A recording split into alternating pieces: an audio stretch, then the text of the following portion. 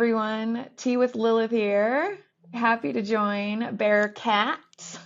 We're just getting started, really just introducing ourselves. Yeah, I mean, I've got two graduate degrees. I'm not working currently. I'm trying to do some publishing stuff, which is why we're here, is to talk about some our passions and like our vision for where we want to funnel those passions.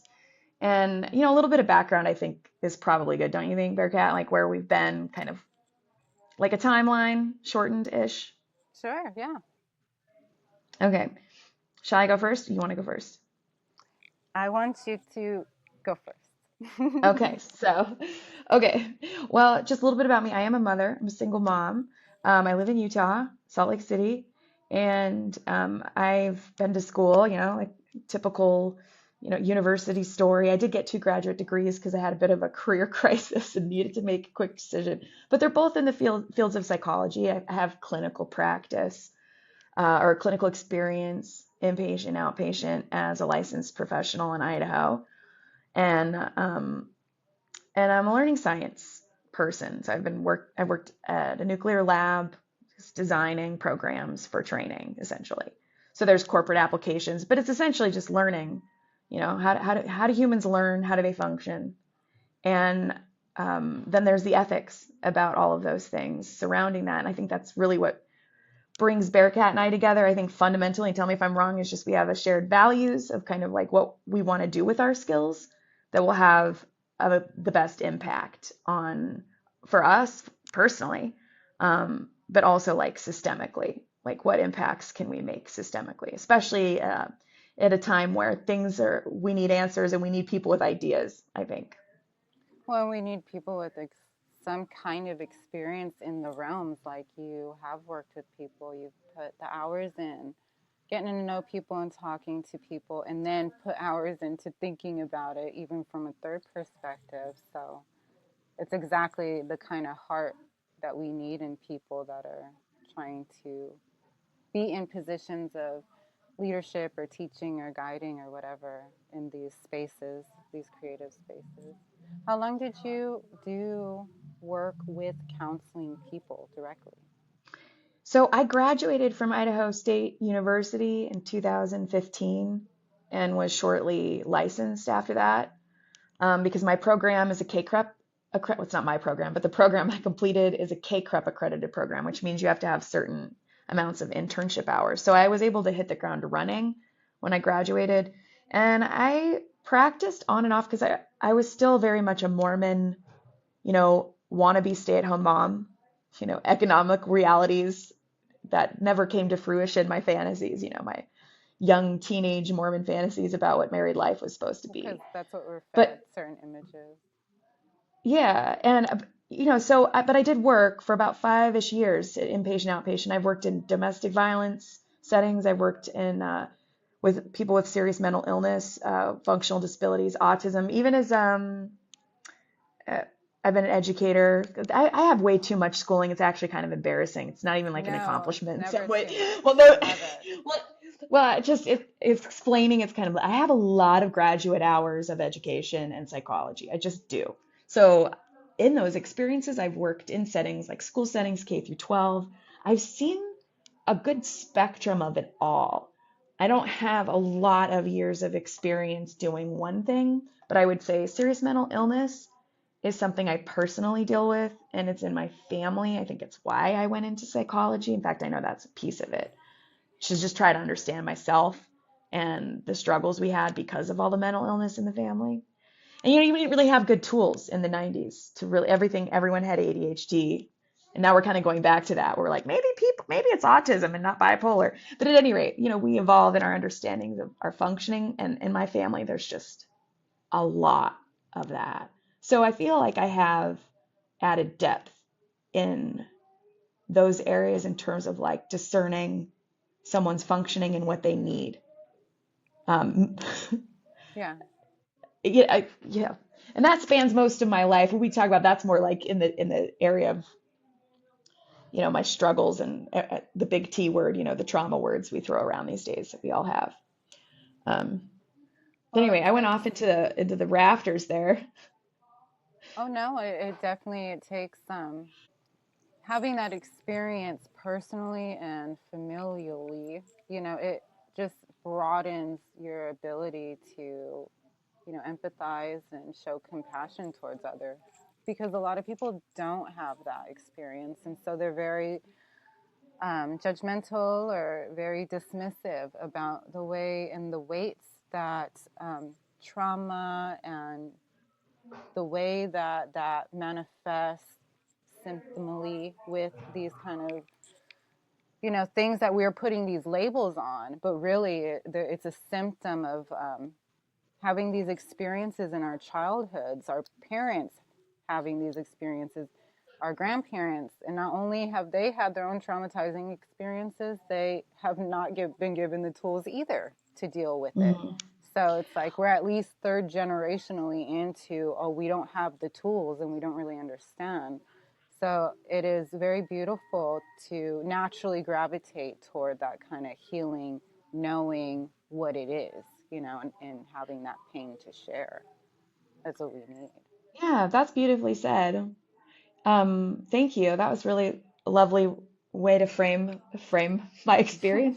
I was thinking too, like my grandmother, there's an element of privilege here and a metamorphosis of that privilege in my life, which is quite simply like I definitely was privileged most of my life from an economic standpoint, and my all of my parents, with the exception of but anyway, my grandmother, she got her PhD in counselor education. I've got everyone lawyers and doctors, and there it's like that kind of privilege. And then there are mostly most all of my family is pretty wealthy or well off. And raised in that, you have like a sense of like you develop like a white savior complex where you're not really tuned in, because how can you be when you're that privileged? Just functionally, when you're not exposed to shadows so much economically, it's really hard to understand. From a therapist perspective, that's what, when it first blew open, when I went to school and my privilege started to be challenged by my colleagues and by the experiences I was having with clients of learning what they were dealing with. It just blew open, which the reason I bring that up is because it ties back into this, identity that this Lilith archetype that I really resonate with, because it's this Lilith archetype that blows open the shadows of things and is like it's a portal. She's a portal to seeing the underbelly, to seeing things we don't really want to look at, we're not as comfortable looking at. But how can you be a healer if you haven't, so that's been a narrative in my life of interesting parallel experiences I've had, being both privileged, where I always really had access to resources, but then like most of my adult life, not really ever getting out of poverty, really. Education, but not really ever getting out of poverty. That's a sign of the times though, too. Oh, definitely. I mean, not that I don't know if we want to head down there, because I really wanted to hear about yours too, like give you space for you too, with what led you here to this place, that where the two of us are like, yeah, this makes sense to come together and have conversations about things. Well, it is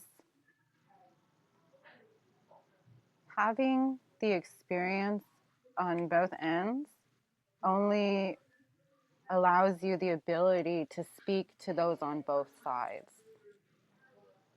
so those are the things that we can take from our experiences and realize how they can be utilized. If we're lucky enough to kind of be aware and try to be cognizant of what we want to do in our lives and how we want to take what has been given or shown and then go from there. Yeah, and who even are you, right? Like, who even am I? Because if I'm, Enid Davis's granddaughter, or if I'm, always associated with my privilege because I never have to know myself outside of it. And how else do you know yourself outside of it? And it's really hard. No one, well, maybe some people do. I'm sure some people do. I don't know if I would have been able to without those things being stripped away from me out of my control, give Yeah. up my privilege. Oh yeah, no, that's the unfortunate thing is that it seems like we do need a little bit of suffering in order to kind of be jarred and woken up from what is privilege and not, you know? And if you don't Yeah. have that, then you just can't not wake up to it at all, Yeah, unfortunately. you don't have the perception of it. It's Hmm. not even that like you're even like a bad person. Yeah, it's just like And those it's connections haven't been able to be made in the brain. yeah, exactly. Yeah, your patterns, your Hmm. assumptions haven't been challenged.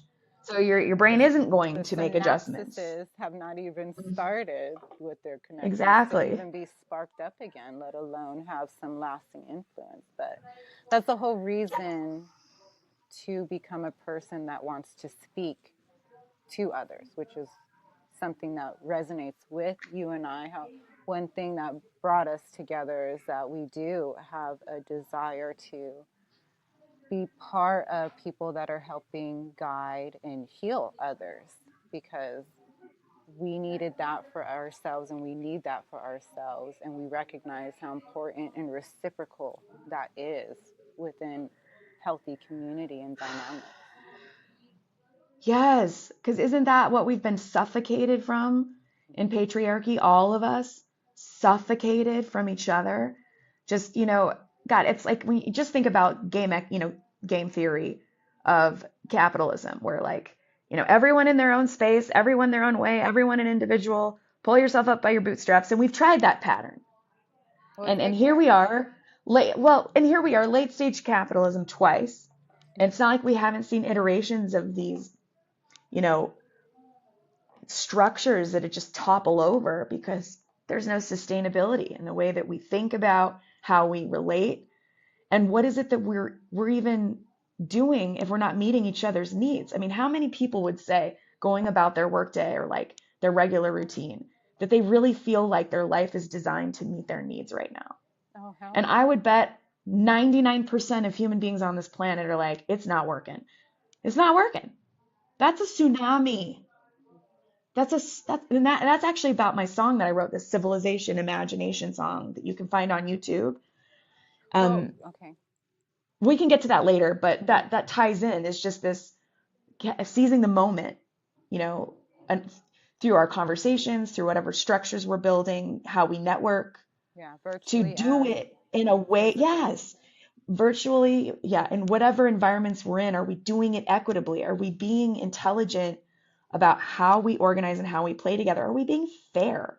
Or are we building one over the other hierarchical structures again because Yeah, we're just, in our feeding, trauma, basically. feeding Yeah. unhealthy habits Yeah. and behaviors.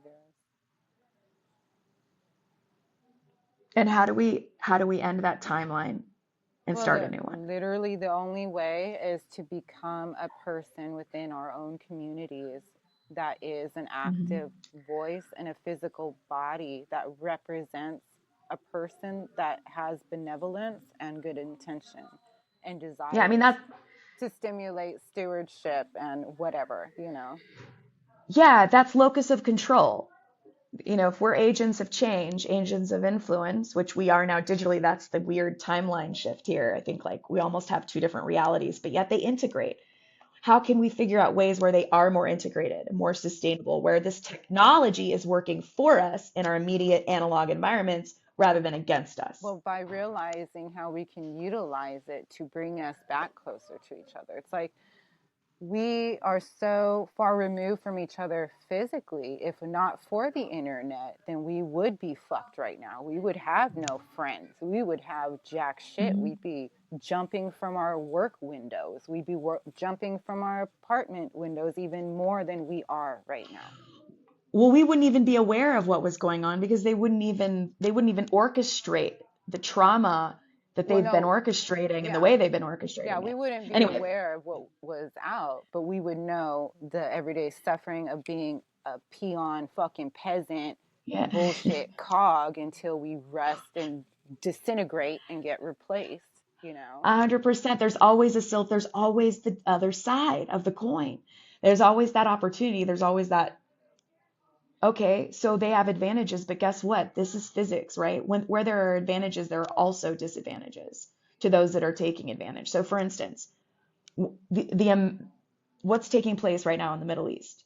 So we won't go into details, but what's taking place, we're more aware of it and we're sharing it and we're able to build consensus faster through the global population than we've ever been able to. And so our adjustment time is going to just speed up. Well, yeah, the consensus we're able to build together is realizing that people across the world are the same as us, in that Yeah. we do need peace because we aren't so different from each other. It's the leaders Mm-mm. that are siphoning us to All of pieces, them are. you know. Exactly. We're in these And down Palestine freed games. us. Oh, sorry, I shouldn't say that. You should probably bleep that out. I don't know what the platform is, but I think that region of what Gaza, what they're doing there, the Palestinian people, why it's so meaningful, even though that's a very privileged thing, is even right now they are still suffering, and we're still not able to bring them aid. So I just want to honor that, but I also want to say that that awareness has lifted the veil on all of our systems everywhere. Oh yeah, I think it started with the Ukraine that first woke us up to, oh my God, structure, this kind of power structure will still do this kind of thing. We're And then, still engineering weapons. We're yeah, still going to war. we're Like, still like, these are, I mean, Russia and the Ukraine are like family. They're neighbors. Like this is still going to we're happen this connected. way, and then Yeah. turn around and then have this stuff happen, with, you know And on holy land, right? These people that want to claim some kind of reverence for what reverence is there if you have no reverence for life? exactly. What are we doing this tech for? What are we doing anything for if it's not for life? And that's the tail wagging the dog. This is why ethics and quite frankly, why classical education is so important. And I remember when I was starting my first graduate degree at Liberty University. This is back when I was ignorant to accreditation and very Christian, Mormon. But either way, I was getting started and I needed to solve some problems. And I'm there in that semester and oh God, I already lost my train of thought. Um,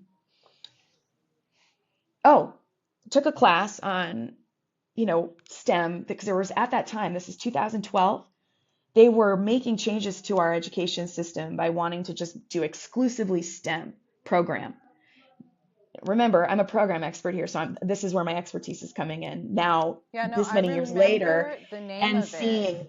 but yeah, Well, the explain what reason why that this is was. problematic, the reason why this is so problematic is because you get tail wagging the dog when you only focus on technology or science that doesn't develop why we need it, why we use it, what we do with it, why it's important, how we solve problems. And those are all in the philosophical space.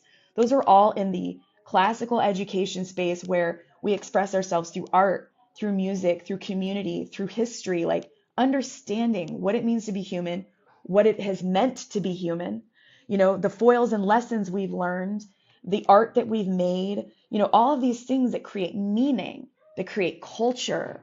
Uh, that's what maintains a paradigm where the technology is serving us versus we are serving the technology. And what we have right now with fascism, we've always had that because it came after the disruptions of the technological disruptions. It's a pattern, right? Like people are going to abuse that before we put regulations and balance in place. So we have disruptive tech with we've already mentioned it, the internet. Last year, AI, I know I'm monopolizing, but I promise this fits in. We were not really introducing AI at the nuclear lab because it's still not really tested and because we have inspectors general and we had things in place that were supposed to prevent, hazards. They're very serious hazards, especially at a nuclear lab. And I was on a special project and I began to identify some issues, ethical issues at the lab if we were to continue to use certain things.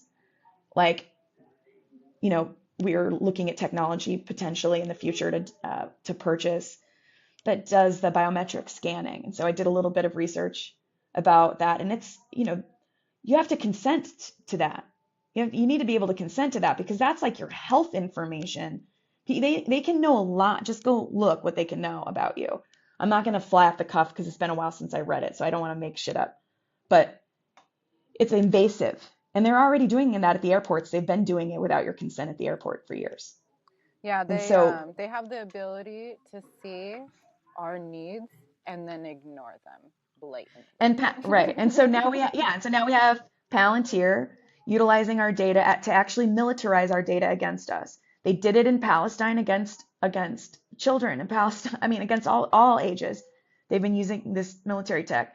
So I'm seeing this go on at the lab, and I'm like, why are we not? This is a problem because these are you have to have ethics. It matters how you behave. It matters why you use technology and what for and who's affected by it. It can't just be what makes the most money. Anyway, but that goes to the whole STEM thing. I mean, that's what started, I believe the decline What does that was when, what's the acronym of it? Do you remember the STEM? oh, I cannot remember. it's engineering and math and science and technology. Oh, there you Science, go. technology, engineering, and math. But none of those really inform much because it's very abstract. How you put things together, right? Like is a matter of philosophy, is a matter of how Yeah, you you see need problems. both sides Yeah. of the brain. But anyway, yeah, so I think once they started taking STEM out or taking classical education out and introducing just STEM and it was just all about tech, now you got like a tech bro generation and we're supposed to be surprised that we've got tech bros everywhere. Well, I'm just Sorry, I've surprised been that monopolizing. no, you're fine. I'm just so surprised how out of balance we have let everything become in terms of like the have and have nots. It's Yeah. unsustainable. It's Yeah, where literally are our you touch are points? cutting off yourself at the ankles. Yeah, we don't have touch points in our routines really with community very much.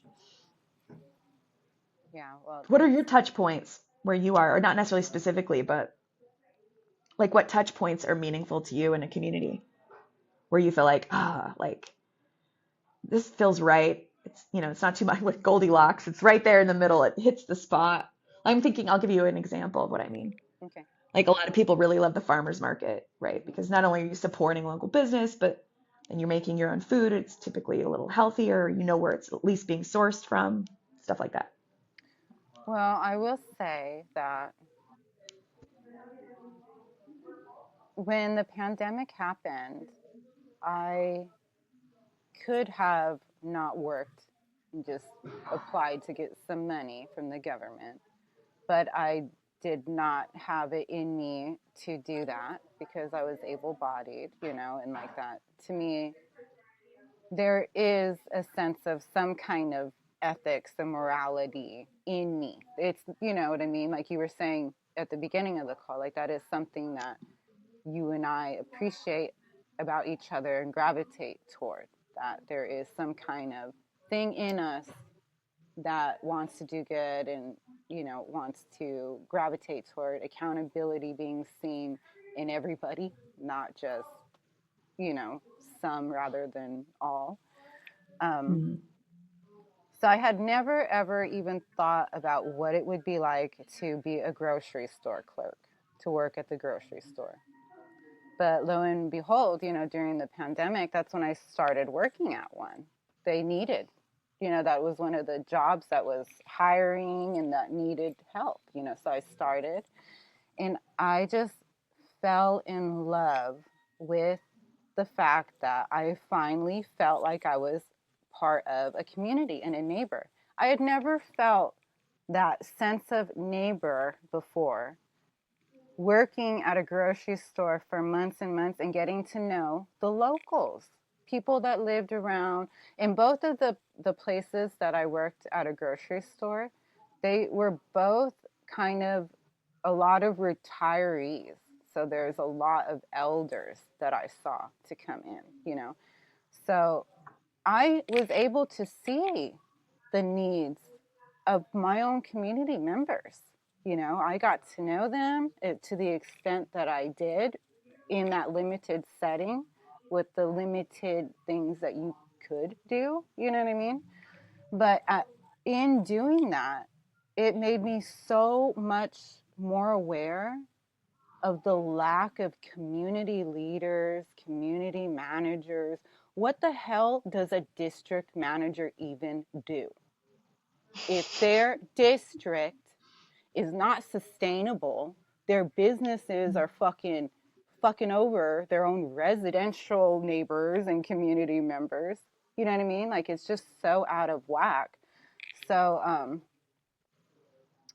Yeah, out of balance. Like it's yeah, like no, doesn't. it's completely out of balance. And so yeah, the things that we are looking for in community, those good things that we just get a bit of here and there, is because of this, the way that we're structured right now, and we have to break out of those bonds and create new community together, you Mhm. know. And so it's natural. It's a shame how natural it is to care, because the other thing is, any most people can tell you that they have met friends or lovers through working alongside each other. It's so natural to get to know people. That there's a statistic that shows that some people spend more time at work than they even do at home Yeah. overall, accumulatively. You know what I mean? Hmm. And so it is natural to love and care for people. It grows naturally.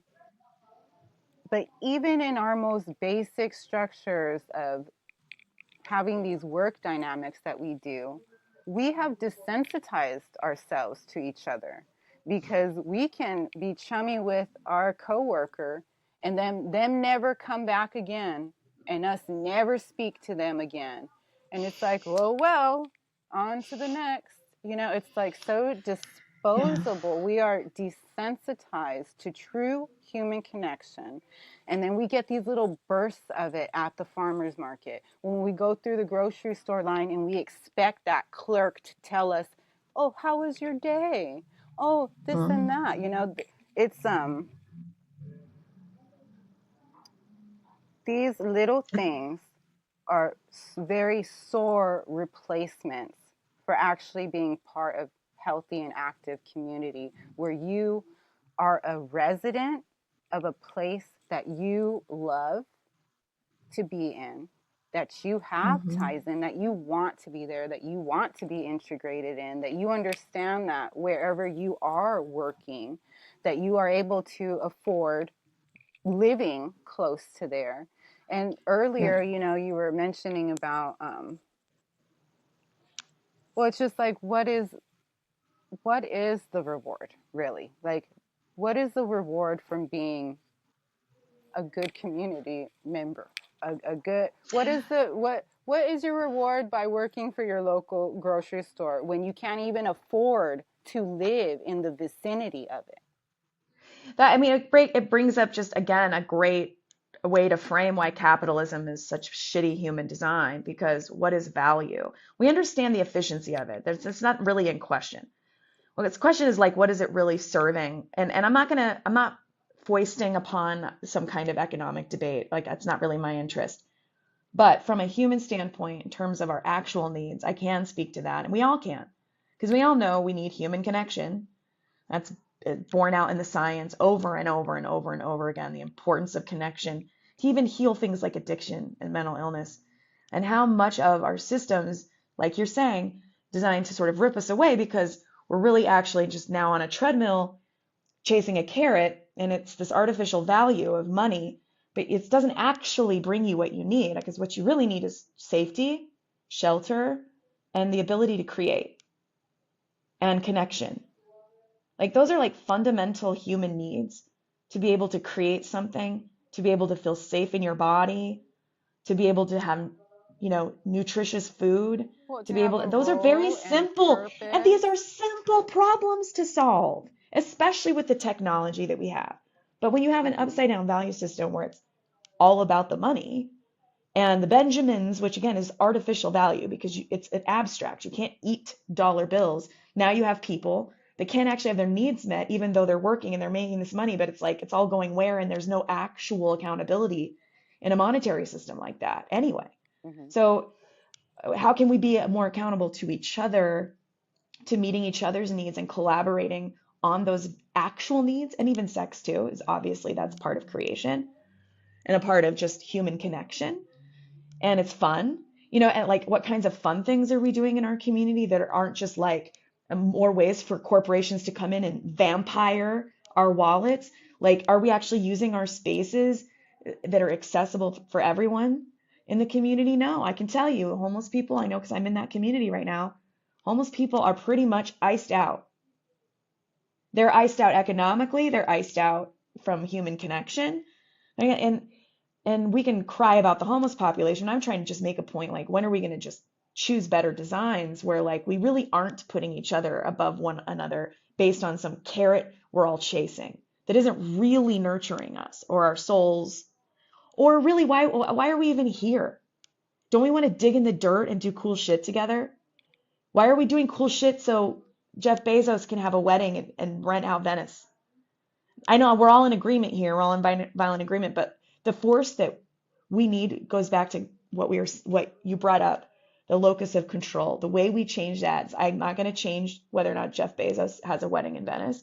I don't know if it makes a lot of sense to be on my phone like this all the time, being frustrated about it either, because I have no control really there. Mm-hmm. So again, tail wagging dog. I'm tail wagging dog dealing with my anxiety, and we have to be aware of these pitfalls because that only works in favor of the tech billionaires when we are exerting our anxiety, like you were telling me yesterday. Like, where is it that we can focus that's actually going to help us not only now, but in the future? Mm-hmm. Well, Locus, just in local. having the conversations, you have an opportunity to meet like-minded people that are more likely to be able to join in such a cause together, because it comes down to there is a human need for like being in a communal situation, in that you are fulfilling a role, other people have their roles, it's very symbiotic, that is more natural than, sure, there are outliers that very much enjoy to be alone and whatnot, but the majority of human beings are most healthy and happy. And this because of the research that they did, where these first world countries are not leading in happiness.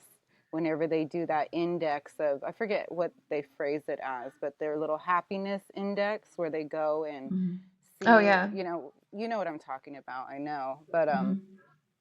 it just proves that it's not in some kind of facade of success. The success is in the realness of having functioning society and community and all of this. And right now we're just like chugging along, in between like two different ages of where, we're in the middle, the 1900s, we were in that. We are in between when they first really started industrializing things, and then the technology pops up. And now, yeah, we are at the point where we are part of shaping the way that is all utilized in the future and implemented. And when you Yeah. don't have a lot of power at all, in your real life and community and stuff, well, that is where the blessing of the internet and connecting, even in those circumstances, provide us an opportunity to come back to each other, give each other strength, and then go from there. Because Yeah. we can gather through the internet and in these communities, but then we need to find those that are actually physically in our vicinity to bring it to real home. You Mm-hmm. know what I mean? Yeah. So, I mean, that's, Yeah. Yeah. Like, what are the ideas out there that people, how they solve problems, and how I me do that similarly with our own iterations that are sourced through people or other resources, right? Like, we really are resources, humans, Oh, yeah, and we and are and utilized too. and we're utilized, and we're utilized just by people that are not really doing the labor. And I know this is Karl Marx, here we are, but this is wisdom, quite frankly, for the moment, because at the very least, anything juxtaposed to late stage cancerous capitalism is probably a good way to find middle, at least.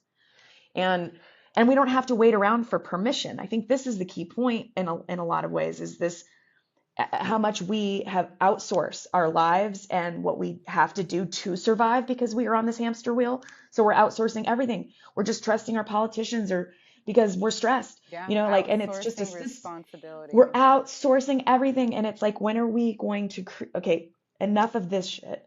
Like, these mechanisms aren't working. Break it, just break it, rearrange it.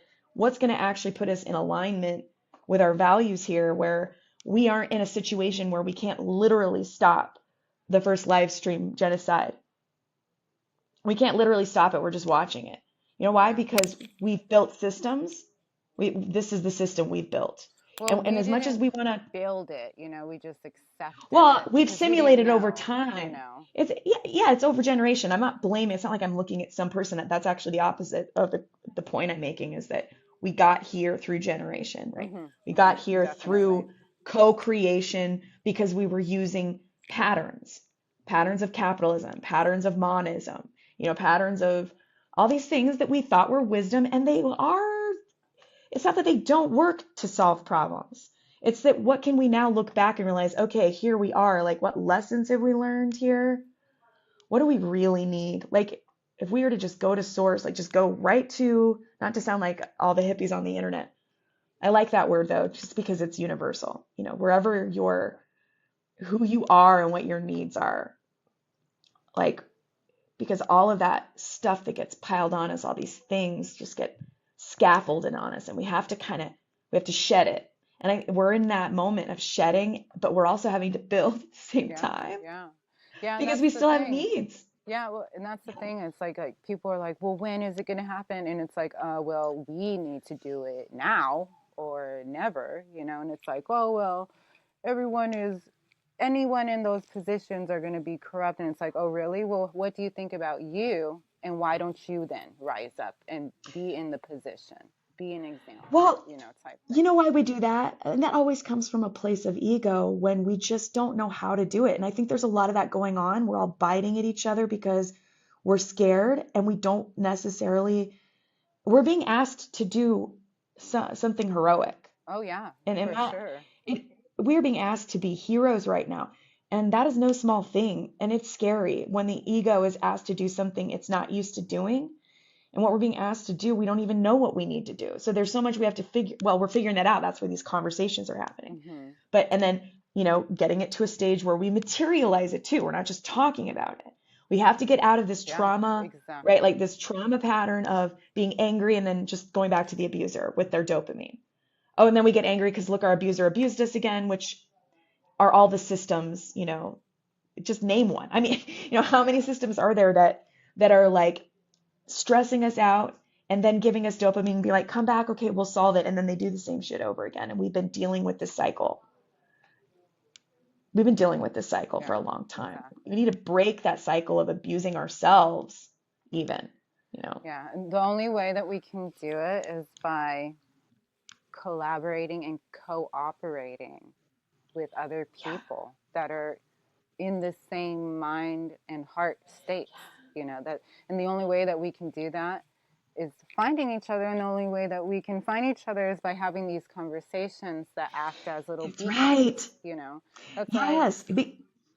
Well, one Go of ahead. one of the things that, like, I used to think would be so silly, like, oh, it's so silly to start a podcast. Like, why should anybody do that? There's already so many. But it's like, actually, we should all kind of have a podcast and a blog so that people know who the hell we are. And in fact, I want my leaders to have some kind of fucking blogs and podcasts out there so that I can know what the hell they actually believe and think and will stand for, And they instead of take actual questions. instead of some goddamn lip service that will give us some blind trust so that they can go and do whatever they have just because they were vouched for with no true reason to be other than the lip service. Yeah, you're talking about feedback loops. I mean, hierarchies, the feedback loop is one-way communication. We tell you and you do. We've done the reasoning. Here are the algorithms. Just trust us. And you can see it in the way that they engage with the media, on their social media even. They give one-way messaging. They don't interact. They're not social. So it's a farce, really. And I think we're seeing that juxtaposition where like we're having the conversation. Why can't our elected officials sit down and have honest conversations about why we're sending bombs to Israel? Oh wait, because they won't come to town halls. Because They're they not, aren't well, because honest. they know what they're doing. Because they know what Exactly. they're doing. They don't care what we think because that's the hierarchy. They don't have to care. So how do we make them care? We just start putting our community above the hierarchy. That's how we start watering where the grass is green, because we are never going to revive the dead grass. The These grass is green where you water these it. octogenarian dead grass generation, it is not going. I mean, it will get green when the the health that we promote and the health that we focus our energy on spreads. Because I don't want to wake up every way to dead grass. And we are effectually, because we're like separated from each other, we perceive that we are alone more than we are. And because of that one-way communication, then that's how they compartmentalize us so that we're not really interacting. We don't have healthy feedback loops. I'm going to tell you a story about what happened at the lab. James Lively, he's an AI cloud engineer. He's a real piece of shit. And I was sitting in a meeting. He's at INL even right now. I'm sitting in a meeting where he's talking about how he's a top-down guy. He puts the, triangle upside down, which is like, that's really just saying I'm an egalitarian. But the way in which he functions was not. And then he introduced an assessment that a colleague of mine, a PhD level colleague of mine, who does the same thing I do, but she's PhD. Well, we're pretty much both PhD level, but she has a lot of experience in the lab system. She's the assessment queen. I mean, she is the expert, probably in among her peers in the world, of like what she can do and what she's capable of. She has her own consulting thing now, but at the time she was at the lab and she was giving him feedback. Like, that's not a very good assessment. I'm going to tell you why. And she was right, because I had the same. I didn't know they had this conversation, but basically the feedback was to figure out how comfortable people felt being open, like being really radically honest about what they think and trusting vulnerability in that space. Is very popular in organizational psychology right now, because it sounds good. It's almost like a HR stunt, because that's exactly what it was. Because once we did the assessment and she warned him against it, because not everybody in their role can be open. Like when you're in the military and you don't have the time to do the reasoning because you don't have all the data, you need an algorithm. You need to be told what to do and what the objective is. And that's why the military industrial complex is so like dangerous, because there's no reasoning going on. You're just accepting algorithms. However, you also can't function in your role if you're super honest and think that we can just sit back and relax because it's go time. It's due time. And so people are going to feel less safe being open. Anyway, we gave him that feedback. He's like, no, we're doing it.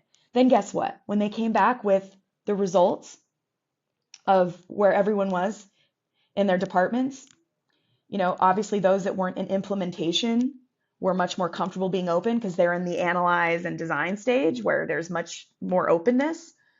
So we felt more comfortable, whereas our implementation team felt less comfortable. No surprise there. We fucking told him that would be the result of the assessment. But why is he doing the assessment? Oh, because when the results came back, he actually dead ass said, now, those of you who just disagree with management, we can just probably find another place for you. Like, they gave us a veiled threat after we did an assessment on whether or not we felt comfortable being open.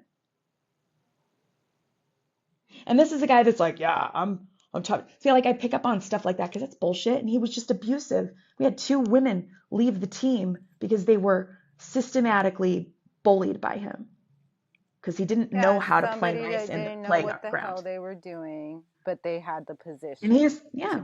to have a damn say. Yeah, we have too many of people like that in those positions, and I've also worked for those people too. So Well, and you can never hold them accountable because they are the yeah. ones literally with the purse strings, and they have access to so much power that, what do you do?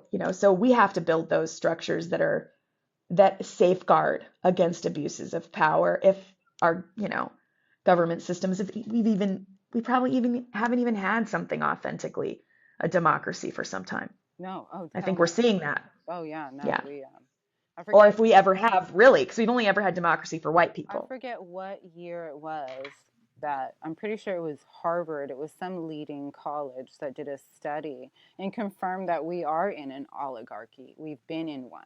That's We've to been in to one. think otherwise is a show of being truly uneducated. Yeah, and it's never been equitable for BIPOC. It's never been equitable for them. So we've never even achieved it. So we No, might just be in the birthing moment of that. We true. are midwifing this. Hmm. Yeah, no, I You and I are, and everyone else. yeah, it's funny that you say that because there's that damn Bible verse in Revelations about the labor pains. And I recently have felt that way about these things that are going on in the world that do feel like labor pains. Just might be the precipice to us birthing something by force to replace what has been instilled. Because we need to replace it or we're just going to be taken over. I mean, that's the end of it. Yeah. We either replace what we're doing in leadership and in the laws, or we have a different power step in and force that. And then it's a whole nother cycle because we did that already to the people that were here. We came here and commandeered. And what is in us that makes us think that we cannot have that happen, especially after we see what has happened over there, I was overseas. have I was having a conversation with my brother who's a software guy, and he's also been a lawyer too, and my mom's a lawyer. And they laughed at me when I said this, but I was like, I understand unions are very much, you know, hard for you to conceptualize here in Utah because it's just not a union culture here. But people lose their software engineering jobs all the time. There's just constant turnover. My brother's lost his job twice this last year. It's a really like stressful time for him and his family. And I'm like, you need to unionize. Well, how do you unionize when it's global? It's like, what do you mean? We have digital technology. You can 100% unionize globally. What do you mean? Of course, you can just refuse to work for companies that do X, Y, and Z. You can refuse to work to build technology to replace you without, well, here we are. They've already kind of like built the technology, but it just goes to your point that whatever we're dealing with is not sustainable. It's already breaking apart. We have a window of opportunity here to think outside the box. Like we don't have to do unions like we did them in the 50s. But we can think about how we can unionize and how we can share information so that we can hold people accountable, even if we have to do it explicitly through a corporate environment, which is what they're talking about, corporate fascism. Everything's going to, whoever runs a business is going to be running the world. And that's where this is going because our governments are failing and our governments were corrupt anyway. And so we have to take seriously the fact that we can't just feed these hierarchical designs because no one's here to make sure we don't. No one's going to safeguard us but us. Yeah, exactly. And that's why we need to put ourselves in the position where we are taking care of ourselves and each other by Mm-hmm. stepping up to try to implement something like that. Like And realize with if it's artificial, we don't need to be scared to walk away from artificial systems because Mother Earth is abundant and we are collective. well, and the whole union thing, it's like, why do we need to have a union everywhere instead of not having the need for a union by making sure there are regulations where they need to be on the leadership end that ensure that people are treated well and fairly compensated and this and that and the other. Why, instead of talking about unions, why do we not talk about how we should maybe have maximum wage caps? How about maybe we should talk about the fact that maybe private businesses should not be essential services? How about that? Yeah. It's like we want to switch out band aids. Yeah, we want to switch out band aids, maybe put a different gauze on it, but we don't see that we need to heal it from the inside out, and then we won't have a need for these band aids on top. the union, Well, making sure well, that, and I'm even thinking, why aren't we just playing different games? Well, I mean, if at the base level, we just remove the artificial systems. We have Mother Earth that already grows food, has water. We can cultivate her. We have the technology, we have the ability, and we're in a climate crisis. Like, I think the problem that we have is that of leaving that old timeline is that people are just scared to leave what they know, and that's such a common thing in abusive situations too, and why people tend to go back to abusive behaviors and abusive people. It's not because they want to be abused or that they deserve it or have ever deserved it. It's that they know how to survive that at least. And when you're in those kinds of situations that abuse you, you lose a sense of your efficacy, you lose a sense of who you are. And when we have been abused in capitalism, we are abused. It's late stage capitalism even. we're We exploited. are, if we could just light that match of realizing, oh, wait a second, this Monopoly game, if you could just visualize that stage in the Monopoly game where it's like only one person's having fun, that's when you leave and you leave the table. I'm thinking we need to probably be leaving the table and not opening up the Monopoly box again. It's not like we don't have enough game designers and brilliant people that have all kinds of ideas. They've designed simulated games online that are cooperative, board games that are cooperative. We could literally simulate in the 3D artificial systems that are cooperative. That's what, communism is a form of that. But just, the locus of control is always an issue with any kind of system because then nobody really has freedom because we're all having to play the same game. I think we just need to have all ideas on the table, and just because we got a blank slate, we're working with a blank slate. Yeah. Well, that is a really good way to look at it, is you have to kind of start from a blank slate. You know what I mean? You have to, and I'm glad that in my childhood, I read a lot. I read a lot of, like, The Giver. I read a lot of the different kind of books that are like, oh, here's a different kind of society that grew up after some kind of weird devastation. This is how they did things and this and that. And so I think I've been able to conceptualize that a lot easier than the average person that hasn't had any kind of exposure to the thought of the way things are done differently, not even just like fictionally, but even in other countries. We just know what we experience and kind of whatever we have been loosely taught and kind of go off there. But one of the things that I wanted to do with the Blunt Life when I had the web page was that the front page of it, I wanted it to be like a forum where people were posting. Like, for instance, there was a city in Texas years ago that fired their police force and hired private security. And then a year later, they were able to show how crime had gotten down, and also that the rapport with the community members with those security guards or whatever, like, there was a lot of positive things that were being felt and said about that kind of cooperation.